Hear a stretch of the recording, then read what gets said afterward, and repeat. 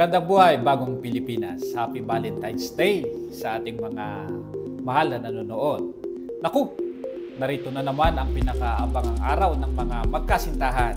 At para naman sa mga single, may pagkakataon pang humabol lalo na marami tayong mga dating sites. Pero ang mga kababayan, dapat tayong mag-ingat lalo na sa mga nakaka-chat online dahil naglipanan na naman ang mga mapagsamantala.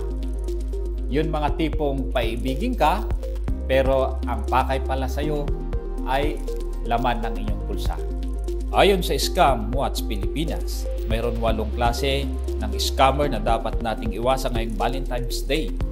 Sila ang tinatawag nating 8 profiles of love scammers.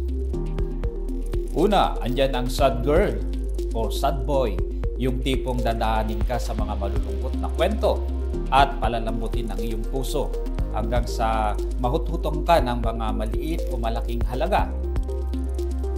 Andyan din ang mga seducer na dadaanin ka sa mga kanilang mabibighaning ngiti, makislap ng mga mata at matatamis na salita. Tapos pag nahingaan ka na ng pera, ay maglalahong parang bula.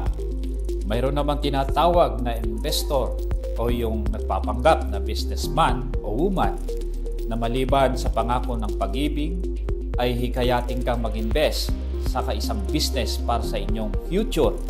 Ang keso, ang 10K mo pala ay gagawing 10K niya tapos babay na. Andyan din ang mga serviceman. Sila yung mga nagpapanggap na pulis, sundalo, o kahit na anong men in uniform. Pero hindi naman pala. Paano ba naman? Nakakadagdag pogi points daw kasi ang uniform lalo ng mga pulis. Meron din tinatawag na escort na gumagamit ng peking profile pictures at nagsesend ng mga larawan na hindi kanya para mapang-akit ng mabibiktima. Mag-iingat din tayo sa mga blackmailer na mang-aakit sa iyo ng sobra-sobra hanggang sa mapapayag kang mag-send ng mga masiselang litrato na gagamitin pang blackmail sa iyo. Bantayan naman natin ang ating mga anak sa tinatawag nating predator na mahilig mang-target ng mga minor de edad.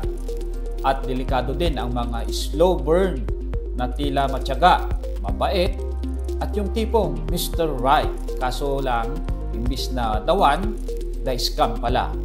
Kung ikaw ay mabiktima, agad na mag-report sa Eastern Police District Anti-Cybercrime Team kung ikaw ay nakatira sa Silangang Metro Manila o sa pinakamalapit na Anti-Cybercrime Unit sa inyong lugar. Sa paghahanap ng ating kapartner sa buhay, huwag lang po ang puso ang ating pinapairal. Gamitin din natin ang ating isipan. Alagaan ang ating puso at bantayan ang ating mga bulsa. At yan ang mga dapat ninyong malaman at tandaan. Ako po si Police Major Darius Agmaliw at inyong balitang kaalaman, correspondent, nagpapaalala sa inyong lahat. Huwag magpabiktima sa love scam. Tandaan, lamang ang may alam.